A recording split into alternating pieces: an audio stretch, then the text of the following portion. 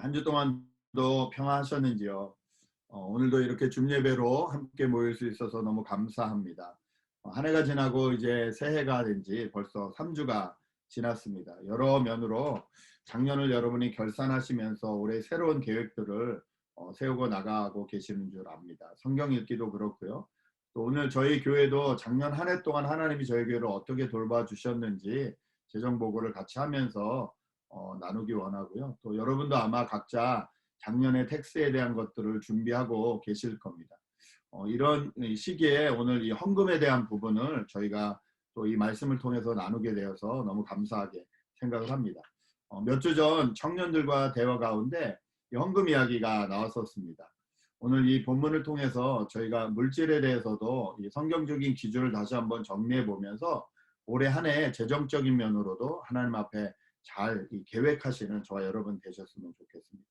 저희는 지금 계속해서 사도행전과 그 뒤에 나오는 편지들, 서신서들을 띄워서 읽는 연습을 하고 있습니다. 지금 저희가 읽고 있는 부분은 사도행전 20장입니다. 사도행전 20장에 보면 바울이 에베소에서 마게도냐 지역으로 올라갔다는 것을 기록하고 있고요. 그 다음에 나중에 이제 그 아가야 지역, 이 고린도가 있는 아가야 지역으로 내려오는 이야기를 하고 있습니다. 지도를 잠깐 한번 보실까요?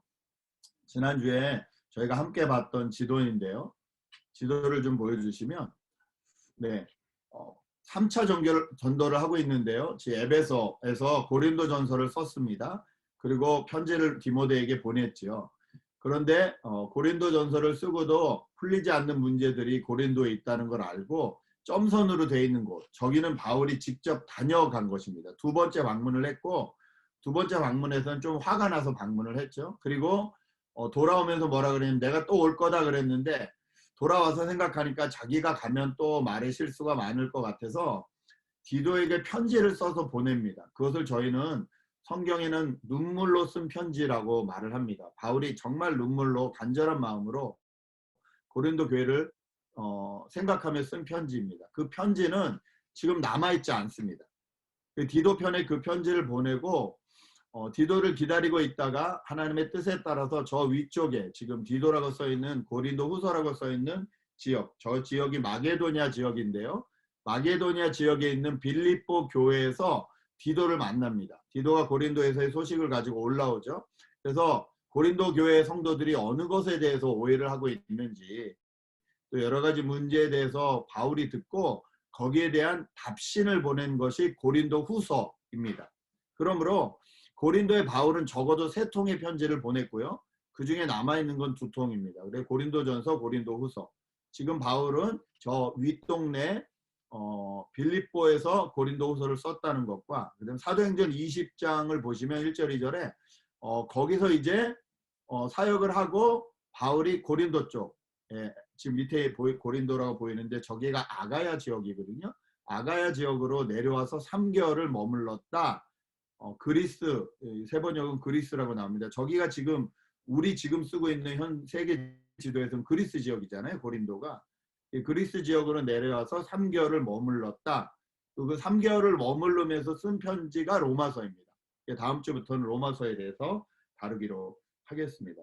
오늘 이 바울은 이 오해를 풀려고 쓴 고린도 후서에서 헌금 내용을 얘기하고 있습니다. 바울이 3차 선교 여행을 할 때 목적이 2가지가 있었는데 그 중에 하나가 뭐냐면 헌금입니다. 예루살렘 교회에 2차 선교가 끝나고 보고하러 갔더니 예루살렘 교회 지역에 기근이 심했습니다. 기근이 심해서 예루살렘 교회 성도들이 많이 어렵다는 걸 안 바울은요. 지금까지 자기가 개척했던 교회, 다녔던 모든 교회에 소식을 보내서 우리가 같이 십시일반 헌금을 했으면 좋겠습니다라는 편지를 띄웁니다. 그리고 3차 선교회를 가면서 그 헌금을 이게 거두고 다니기 시작합니다. 제가 이 본문을 읽으면서 참 이해가 안 되는 게 저 같으면 안 했다라는 겁니다. 왜냐하면 예루살렘 교회의 성도들 그리고 예루살렘 교회 그 근처에 있는 성도들이 바울에게 호의적이지 않습니다. 그쪽에는 유대교 배경을 가지고 있는 성도들이 많았잖아요. 바울과 항상 부딪히는 게 뭐였어요? 예수 믿는 건 좋아. 그런데 예수 믿으면 할례도 받아야 돼. 금식도 해야 돼. 이것도 해야 돼, 저것도 해야 돼. 이 문제를 항상 일으킨 것이 유대교적인 그 사상을 가진 성도들이었거든요. 그분들이 모여 있는 곳이 많이 있는 곳이 예루살렘 교회예요. 그럼 저 같으면 그 교회 헌금 안 하고 싶었을 것 같아요. 그런데 바울은 뭐라고 하냐면 자기 생각을 하는 것이 아니라 하나님을 생각하는 거예요. 하나님 나라를 생각하는 거예요. 이 복음을 처음에 받게 된 것은 예루살렘 교회의 성도들이 스데반 핍박 이후에 전 세계로 퍼지면서 복음이 흩어졌습니다. 그러므로 복음의 은혜를 그 성도들을 통해서, 물론 똑같은 성도는 아니지만 그 사람들 통해서 받았다는 거예요. 그러면 그 은혜를 받은 자로서 은혜를 갚을 기회가 있을 땐 갚아야 된다는 거죠.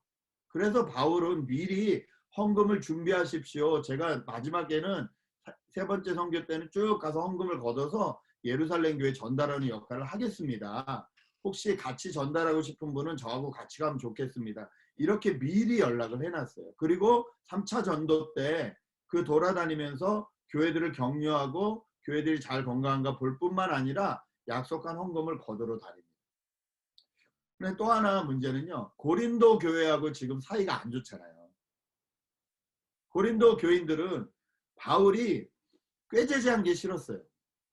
왜 꾀죄죄했냐면 다른 사도들은 보니까 양복 쫙 입고 멋지게 강단에서 말씀 쫙 전하고 뭐 이렇게 좀 있는 사람처럼 보이는데 바울은 맨날 앞치마 입고 텐트 치고 앉았고 흙무 치고 앉았고 그리고 뭐 이렇게 하는데 저 사람 뭔가 좀 이렇게 멋있어 보이지 않아요. 목사님이 양복도 입고 이렇게 좀 이렇게 머리도 좀 단정하게 쫙 기름도 바르고 맨날 그렇게 서 있으면 좋겠는데 맨날 노동자 차림에 이렇게 돌아다니는 게 저 사람 진짜 사도 맞나? 다른 사도들은 그렇지 않은데? 뭐 이런 별 오해들이 다 있었거든요. 그런 오해와 게다가 이제 그게 퍼지니까 뭐 바울이 가짜더래더라. 뭐 바울이 그 당시에 사람들이 이제 자기를 추천하는 추천서를 들고 다녔는데 바울은 추천서도 안 들고 다녔으니까 거 봐라 추천서 없는 거 보니까 가짜래더라. 이런 말이 막 돌았어요. 관계가 안 좋잖아요. 여러분 관계가 안 좋을 때 돈 얘기하면 더 오해되기 쉽죠. 그런데 바울은 오늘 보니까 고린도후서 8장 9장에 이 헌금 얘기를 합니다. 바울이 이 헌금 얘기를 하는 이유는요. 우리가 흔히 영적이라고 생각하는 것과 우리가 흔히 육적이라고 생각하는 것은 분리되면 안 된다. 저희는 기도하고 말씀 읽는 건 영적인 일이라고 생각합니다. 그러나 돈을 쓰고 시간을 쓰는 일에 대해서는 물질적인 일이라고 세상적인 일이라고 생각합니다. 그렇지 않습니다. 돈을 어디다 쓰느냐, 어떻게 쓰느냐, 시간을 어디다 쓰느냐, 어떻게 쓰느냐는 영적인 일입니다. 바울은 지금 이것을 가리키는 거예요. 이 균형을 잡게 하는 거예요. 그래서 오늘 이 고린도후서 8장과 9장에서 이 말씀을 합니다. 제가 이 부분을 설교할까 말까 많이 망설였는데 설교해야 됐다고 마음을 먹었습니다. 몇 주 전에 청년들하고 모여서 얘기를 하면서 그런 질문들도 있었고 또 제가 보니까 이 문제가 저희 교회는 너무 잘하고 계심에도 불구하고 저희가 한 번씩 이렇게 얼라이먼트 하듯이 자기를 재정비하고 바라볼 수 있는 좋은 기회가 지금 이제 텍스 보고하는 이때잖아요. 이때 우리 재정에 대한 것도 한번 하나님 앞에 좀 정비를 할 필요가 있겠다라고 생각을 했습니다. 성경엔 정말 돈에 대한 이야기가 많습니다. 그만큼 중요하다는 거죠. 여러분도 중요하다고 생각하시죠? 저도 중요하다고 생각합니다. 요즘 경제가 불안하다 보니까 주식에 돈이 몰리고 있다고 합니다. 여러분 혹시 동학개미라는 말 들어보셨어요? 저도 이번에 처음 들었는데 이 개미를 뭐라 그러냐면 개인 투자자들을 개미라고 부른대요. 왜 개미라고 부르는지 모르겠어요. 아마 등치 큰 그 기업이나 그 주식을 전문으로 하는 회사나 이런 거에 비해서 조금하게 사기 때문에 아마 그렇게 부른 것 같아요. 그런데 왜 동학개미인가 봤더니 동학운동 하듯이 한꺼번에 글로 다 몰려들었다는 거예요. 작년에 코비드로 인해서 거의 모든 주가들이 다 떨어졌습니다. 그때 사람들이 지금까지는 손에 안 닿던 주식들이 손에 닿을 수 있게 되니까 개인적으로 투자를 막 하기 시작했어요. 그 사람들이 동학운동하기 하는 것처럼 모였다 그래서 그때 이제 생긴 별명이 동학개미라고 한다는데 놀라운 건 지금 이제 주식 시장을 왔다 갔다 하는 게 이 동학개미의 힘이라고 합니다. 그만큼 개인 투자자들이 많이 투자를 하고 있대요. 문제는 뭐냐? 마이너스 통장까지 만들어서 투자를 한다는 거예요. 이게 좀 문제가 됩니다. 마이너스 통장까지 만들어서 투자를 하기 시작하면요. 그때부터는 내가 투자를 하는 것이 아니라 그 투자가 나를 지배하기 시작하죠. 핸드폰에서 주식을 놓을 수가 없어요. 하루에도 10번이고 20번이고 여기에 묶이기 시작해요. 이러면 이제 문제가 됩니다. 이 말에 대해서 또 서학개미라는 말도 생겼더라고요. 이건 또 뭔가 찾아봤더니 미국이나 해외에 펀드를 하는 사람들을 또 서학개미라고 한대요. 참 이 돈으로 인해서 새로운 말도 생기고 그렇습니다. 또 비트코인 올라갔다가 뭐 횡재 맞았다. 근데 또 갑자기 떨어지니까 망했다. 예. 참 이 돈이 문제가 우리를 얼마나 흔드는지. 빚까지 내면서라도 주식을 하고 이렇게 하는 이유는요. 돈의 여유를 갖고 싶어서이죠. 더 깊이 들어가면 돈이 주는 편안함, 만족감을 누리기 위함입니다. 이것이 나쁜 것일까요? 절대 그렇지 않습니다. 그런데 문제는 뭐냐면요. 경제가 어려울수록 사람들이 불안해지고 이 불안해지는 것을 돈을 모으는 것으로 해결돼야 된다고 생각을 한다는 것이 그것이 저희를 지배하기 시작하면 문제가 된다. 그 생각이 나를 지배하기 시작하면 이건 문제가 된다. 성경은 물질에 대해서 선한 부분과 악한 부분으로 둘 다 말하고 있습니다. 선한 부분은 이것입니다. 하나님이 주신 복 중에 하나이다. 또 정직한 노동의 대가이며 이것을 나눌 때 하나님이 그 사람을 더 축복하시는 것에 대해서 성경은 분명히 선한 영향력에 대해서 말하고 있습니다. 반면 악한 영향력에 대해서 말하고 있는데 첫 번째는 이겁니다. 돈이 모든 우상 숭배의 최우선의 자리에 가 있다는 거예요. 돈이 모든 우상 숭배의 최우선의 자리에 대표로 가 있다. 그리고 부정과 부패와 불공정을 가져오는 가장 대표적인 것이 돈의 문제라는 거예요. 세상이 부정하다, 부패되었다, 불공정하다라는 것에는 항상 돈이 껴 있다는 거죠. 마지막으로 더 문제는 뭐냐면요. 예수님을 따라가는 우선순위에 걸림돌이 된다는 거예요. 여러분 부자 청년 비유 기억나십니까? 예수님 앞에 부자 청년이 나와서 묻죠. 내가 어떻게 하면 천국 갈 수 있습니까? 예수님이 딱 보니까 이 청년이 잘하고 있는데 돈에 매여 있어요. 예수님 딱 한마디 하세요. 그 돈 다 남에게 나눠주고 너는 나를 따라라. 그러니까 그 청년이 아주 근심하고 돌아갔다. 이렇게 말합니다. 그때 예수님이 참 무서운 말씀을 하세요. 부자가 천국에 들어가는 것이 낙타가 바늘구멍에 들어가는 것보다 어렵다. 여러분 이 말은 부자는 천국 갈 수 없다는 말이 아니에요. 마음이 우선순위가 바뀌어버리면 하나님보다 물질이 우선순위가 되어버리면 그 사람은 천국을 누리지 못한다는 거예요. 주식이 올라가면 오늘 천국입니다. 주식이 내려가면 오늘 지옥입니다. 이렇게 되면 이건 하나님이 원하는 방법이 아니라는 거예요. 자, 그러면 우리는 이 물질에 대해서 어떻게 생각을 해야 되는지 오늘 바울은 이 헌금을 통해서 우리에게 물질관에 대해서 어떻게 얘기하는지 좀 살펴보기 원하는데요. 첫 번째는 뭐냐면 헌금은 주님을 자신께 바치는 의미로 사용된다는 거예요. 주님께 자기 자신을 바치는 의미로 사용되는 게 헌금이라는 거예요. 3절에서 5절 보십시오. 말씀 3절에서 5절을 제가 읽어드립니다. 내가 증언합니다. 그들은 힘이 닿는 대로 구제했을 뿐만 아니라 오히려 힘에 지나도록 자원해서 했습니다. 그들은 성도들을 구제하는 특권에 동참하게 해달라고 우리에게 간절히 청하였습니다. 그들은 우리가 기대한 이상으로 하나님의 뜻을 따라서 먼저 자신들을 주님께 바치고 우리에게도 바쳤습니다. 바울은 지금 고린도 교인들에게요. 자기가 있는 마게도냐 교인들이 마게도냐 지역 교인들이 어떻게 헌금했는지 얘기해주고 있거든요. 그들이 힘들고 어려웠대요. 그런데 그 가운데서도 하나님의 뜻을 따라서 먼저 자신들을 주님께 바쳤다. 이거라는 거예요. 여러분 헌금은요. 내가 가진 모든 것이 하나님께로 왔으며 하나님이 주인이시라는 것을 인정하는 행위라는 거예요. 여러분 말로 아무리 사랑한다고 말해도 별로 소용없습니다. 내가 주인이라고 생각하고 있으면요. 사랑한다는 말과 내가 주인이라는 말은 상반돼요. 사랑하는 부부 사이, 사랑하는 형제 사이, 사랑하는 부모와 자녀 사이를 갈라놓을 수 있는 여러 가지 요인 중에 대표적인 것이 돈입니다. 왜요? 돈에 대해서는 서로 내가 주인이라고 말하기 때문에 그래요. 사랑한다는 말은요, 나의 시간과 나의 물질과 나의 이 마음을 그 사람이 지배할 수 있다는 의미예요. 그 사람이 마음대로 할 수 있는 권한이 있다는 거예요. 그게 내가 그 사람을 사랑한다는 거예요. 자녀 키우셔서 너무 잘할 거예요. 자녀를 사랑하기 때문에 기꺼이 내 시간을 주는 거예요. 자녀를 사랑하기 때문에 기꺼이 내 물질을 흘려보내는 겁니다. 자녀를 사랑하기 때문에 내 마음을 그 아이에게 쏟는 거예요. 내가 가지고 있는 것을 다 나눠주는 것, 그게 사랑이잖아요. 하나님을 사랑한다.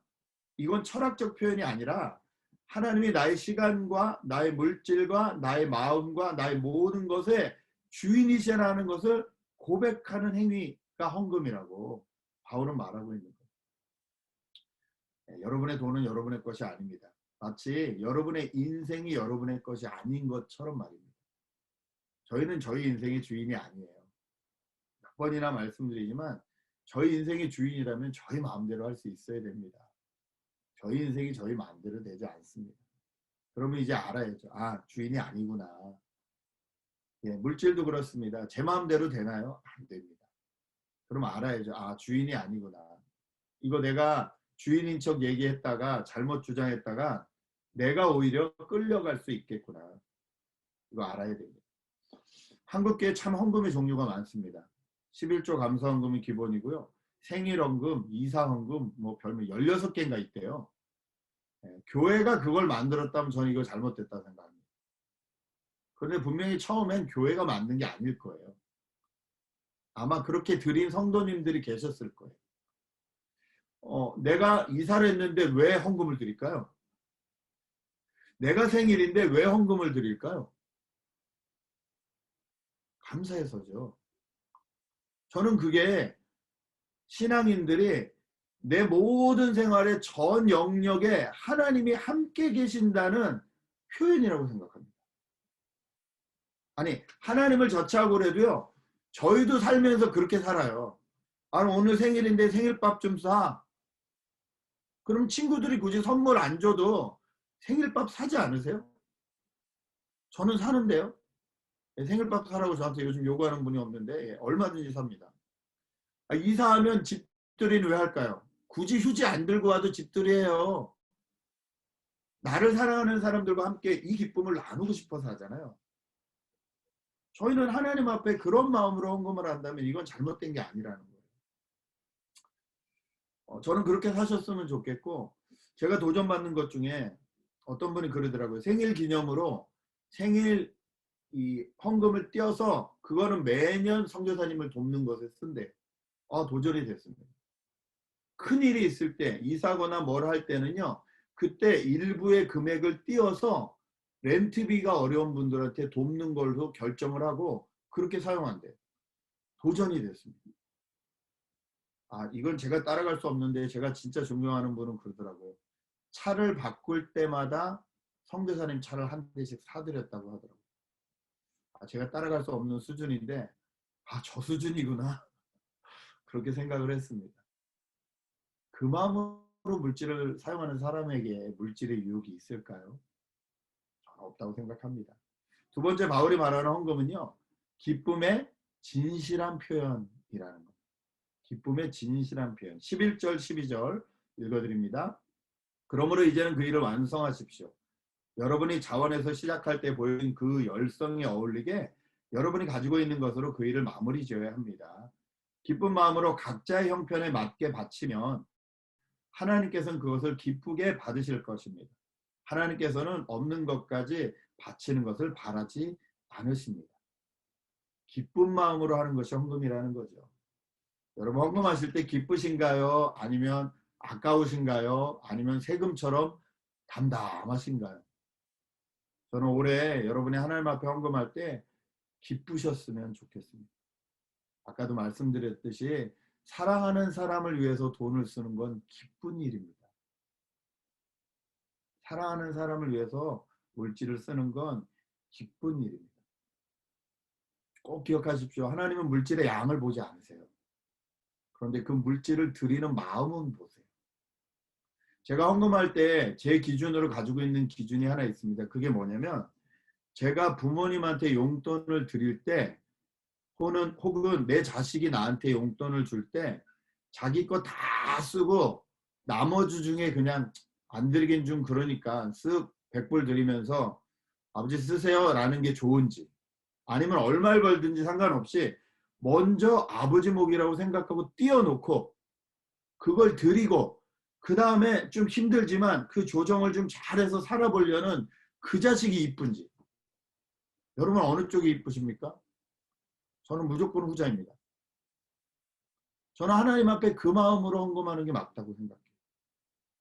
그렇게 드릴 수 있는 건요, 내가 부모님을 얼마나 사랑하는지, 내가 부모님을 얼마나 기뻐하는지에 대한 표현이에요.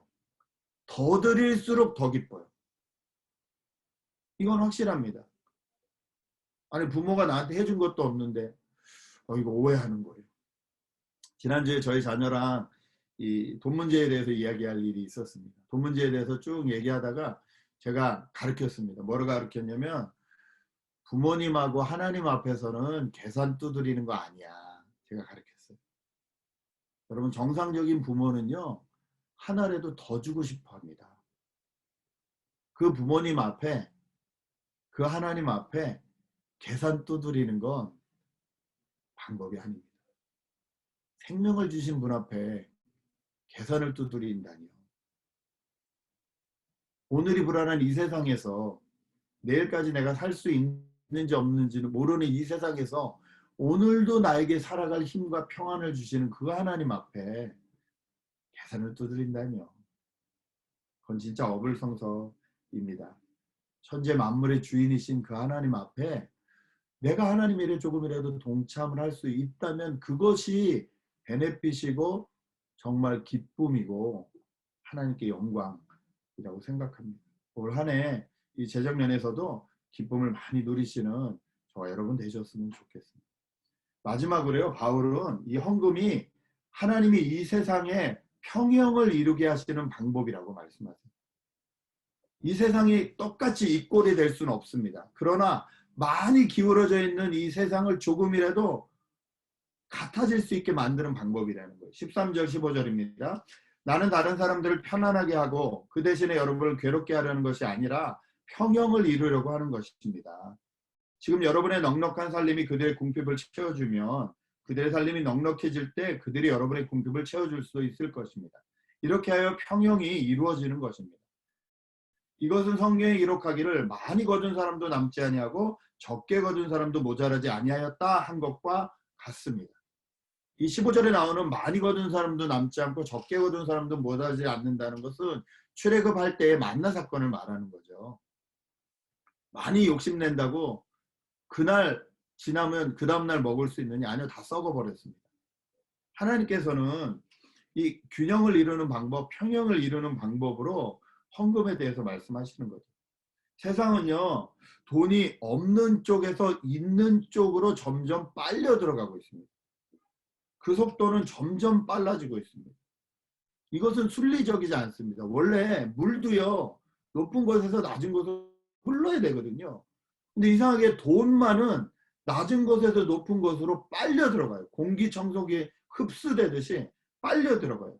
이런 어려운 세상일수록 빈부격차는 극심하게 심어져요. 옛날에는 100년 걸렸던 게 요즘 불과 몇십 년이면 될 정도로 이 빈부격차의 차이가 너무 빨라진다는 거예요. 15년도 지난 일입니다만 제가 과테말라에 선교를 간 적이 있어요. 거기 한인분이 식사 대접을 해주셔서 그 집에 간 적이 있는데요. 목사님하고 같이 갔는데 저 들어가면서 깜짝 놀랐어요.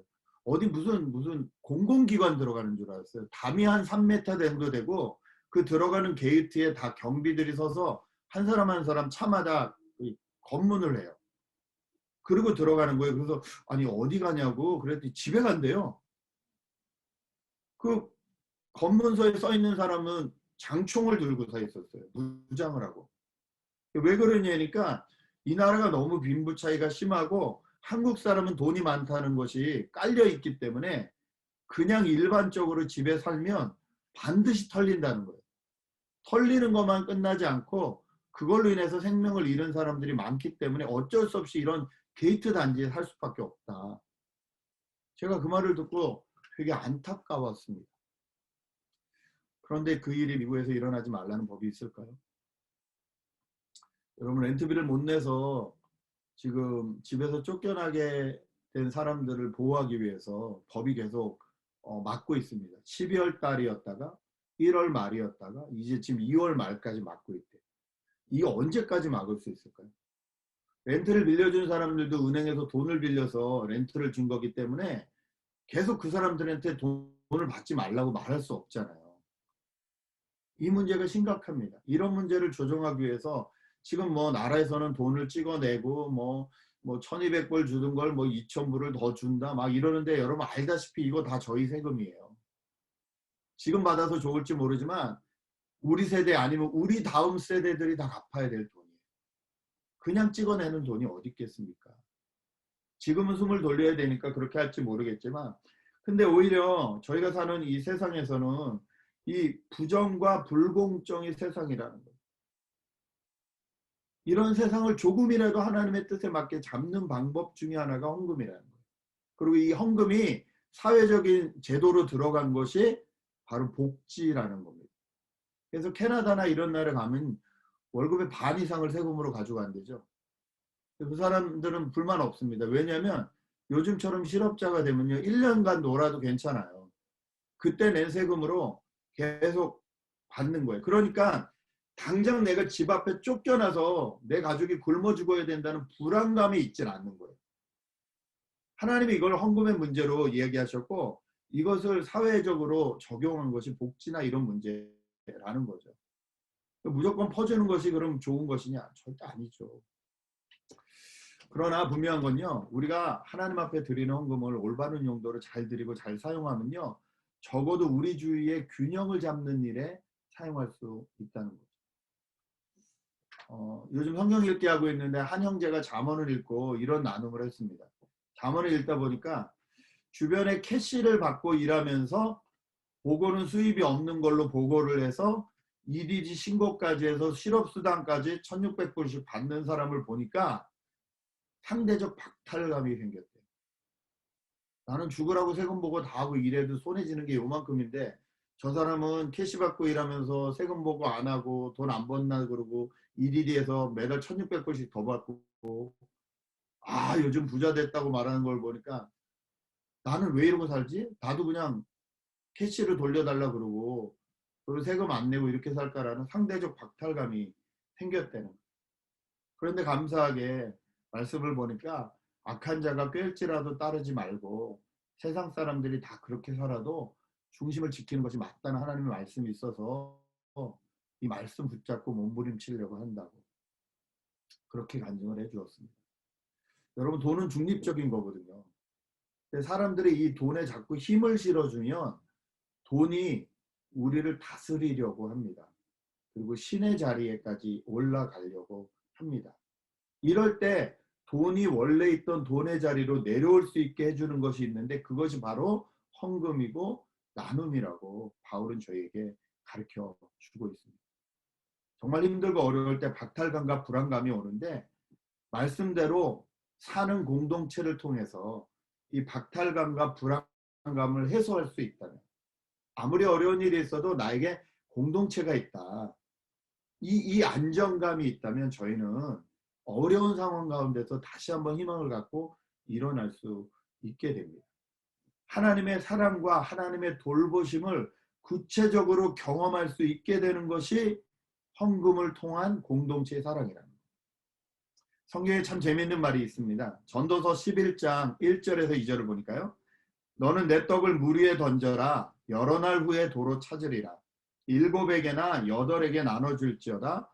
무슨 재앙이 땅에 임할는지 내가 알지 못함이니라. 여러분 떡을 물에 던지면 누가 먹을지 모르죠. 어느 물고기가 먹을지 모르죠. 그런데 여러 날 후에 다시 찾는데요. 그 물고기를 내가 잡을 수도 있고 내 자녀가 잡을 수도 있다는 거예요. 7에게나 8에게나 나눠주래요. 무슨 재앙이 땅에 임할지 모른대요. 그러니까 나누라는 말씀이거든요. 근데 너무 재밌는 게 이거 세번역으로 보면 이렇습니다. 표번역으로 한번 읽어볼까요? 한번 읽어보세요. 시작. 돈이 있으면 무역에 투자하여라. 여러 날 뒤에 너는 이윤을 남길 것이다. 이 세상에서 내가 무슨 재난을 만날지 모르니 투자할 때는 7이나 8로 나누어 하여라. 이걸 보고 막 주식하는 사람들이 성경에 분식 투자가 써 있어. 야, 성경에 주식하는 방법까지 써 있어. 막 이렇게 말씀하시는 분들이 계시는데 그렇게 오해하면 안 됩니다. 이 말씀 무역에 투자라는 것은요, 나누라는 말씀이에요. 네, 나누는 것이 이익이라는 거예요. 나누는 것이 이익이라는 거예요. 주는 자가 복되다는 거예요. 하나님이 말씀하시는 무역은 분산 투자가 아니라 많은 이들을 돕고 나누라는 것이 우리에게 투자가 된다는 거예요.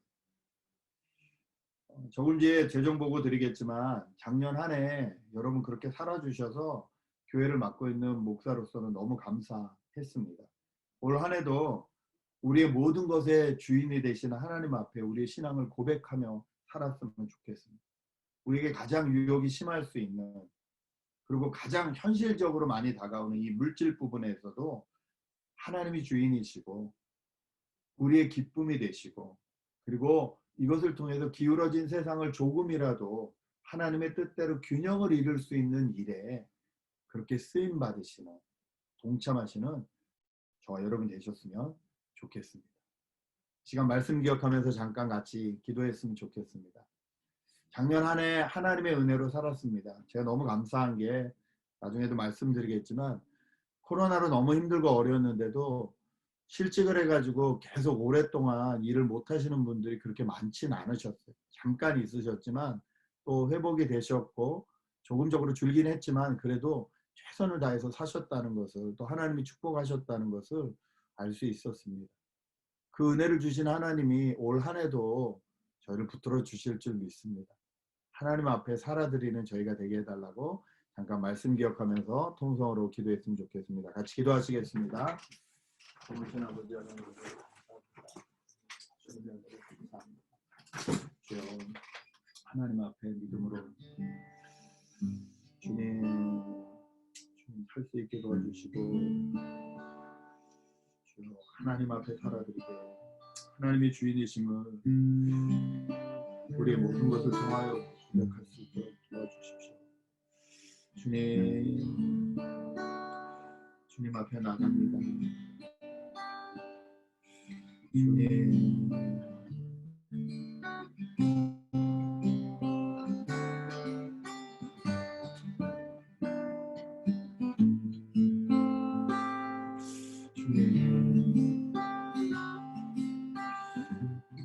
하나님 앞에 나오는 기쁨, 하나님 앞에 드리는 기쁨이 하나님 작년보다 올해 더 할 수 있도록 주님 한 가지 주님과 모든 일 가운데, 나에게 일어나는 모든 일 가운데 하나님 앞에 아버지 함께 동행하며 하나님이 상관하시는, 간섭하시는, 간섭이 아니라 정말 주관하시고 함께 해주시는 하나님을 누리며 살 수 있는 저희가 될 수 있도록 주님 도와주시고 인도하여 주시고, 주님 그렇게 인도하여 주실 줄 믿고 감사와 영광을 드립니다. 하나님 감사합니다. 새해가 시작되었고 한 해를 마무리하며 또 재정적인 면에도 저희가 정리해야 되는 이때에 하나님 말씀을 통하여서 저희가 물질에 흔들리지 아니하도록 기준을 알려주시니 감사합니다. 이 말씀 붙잡고 올 한 해 재정계획 잘 세워서 이 재정을 통해서도 하나님께 영광이 되고 이웃에게 기쁨이 되고 또 저희에게도 만족이 되는 귀한 시간 될 수 있도록 인도하여 주시옵소서. 감사하고 예수님의 이름으로 기도합니다. 아멘.